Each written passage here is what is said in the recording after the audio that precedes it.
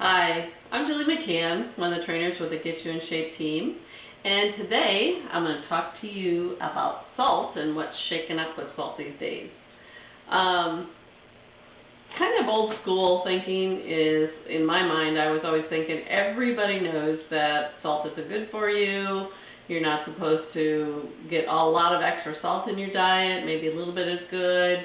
But I came across an article recently that I wrote about in the write-up, so you can certainly read more about it, but just to kind of give you some of the highlights, it's talking about, how our body actually uses the salts. We all know that we burn a lot of electrolytes when we sweat, and the biggest makeup of those electrolytes is sodium. So your body really needs that salt. But how much does it need? And what's good? Water versus the sports drinks that help us replace those electrolytes. And how does it relate to hypertension, meaning high blood pressure? So just to kind of get you more familiar with, if you're not familiar with, or bring you up to date on what the current guidelines are with relationship to salt, I thought it'd be helpful to do this tip. So in 2010, the USDA changed the guidelines of salt from 2,500 milligrams to 1,500 milligrams. And what does that really mean? Well, if you look at this little teaspoon here, this is 3/4 of a teaspoon. It used to be 1 full teaspoon, and now it's 3/4 of a teaspoon. So it's a lot less salt than what you used to be able to have in your diet daily, but in reality, it's still a little amount. And so I'm going to go and show you some of the things that you should kind of look at in terms of avoidance. But also, when you think about a person who does a lot of exercise and sweats heavily, you probably don't want to worry too much about restricting your salt. You actually need a lot of salt back into you, especially if you're eating a lot of whole and natural foods, because they have sodium in them, but it's a lesser amount. Now, for those of you who are into a lot of processed foods, eating out, eating fast food, you're going to probably see 3 times to 4 times the amount of salt that you need on a daily basis if that's you in that makeup.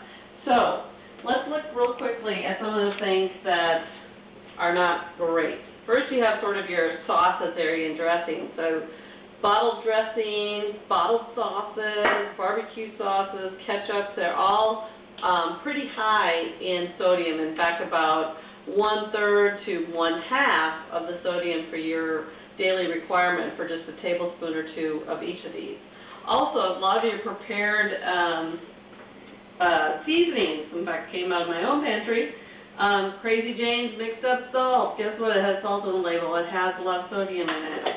One of my favorites are Tony's Cajun seasoning, has a lot of sodium in it. But the good news is they make a salt-free version of that, so you can go with that. A lot of your prepared herbs or crusting and rubs, they also have a lot of sodium in them too. So try to avoid or restrict those if you're already eating a lot of fast food, restaurant, or processed food.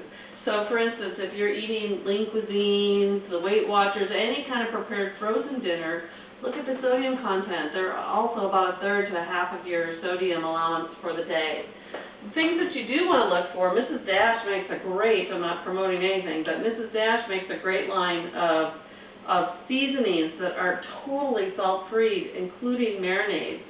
Also, you can get things that are seasoned pepper, and like I said, the Tony's that is salt-free.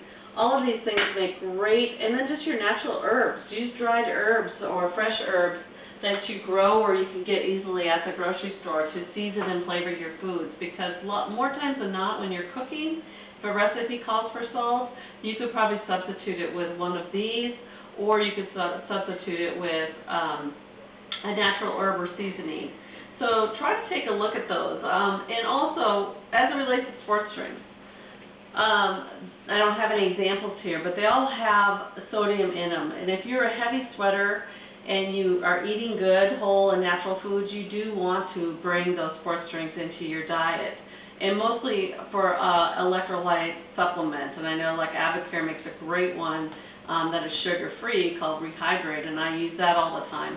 You need that if you are heavy in sweating, especially as these summer months come up.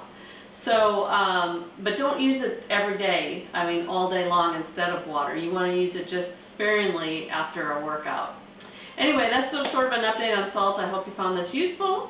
And until next time, have a great day and make sure you share this with everybody else. Take care.